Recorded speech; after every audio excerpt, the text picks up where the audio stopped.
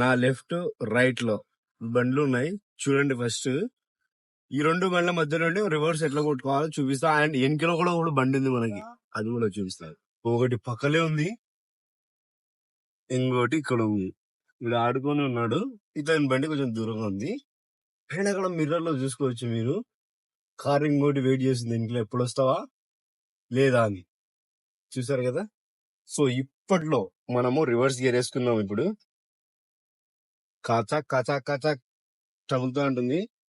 Clutch ఇడిసి మళ్ళా clutch పట్టుకొని break touch చేసి స్పీడ్ ఎట్లా తీసుకుంటున్నా అంటే రోడ్డుకి బయట కట్ చేస్తున్నాయి. ఇట్లా చూడాలి ఒకసారి. ఇట్లా బయటికి కట్ చేసినప్పుడు మనం ఆ కార్ కూడా దూరం వెళ్ళిపోయింది. ఇప్పుడు చూడండి గ్యాప్ వచ్చేసింది. అది అది లెక్క.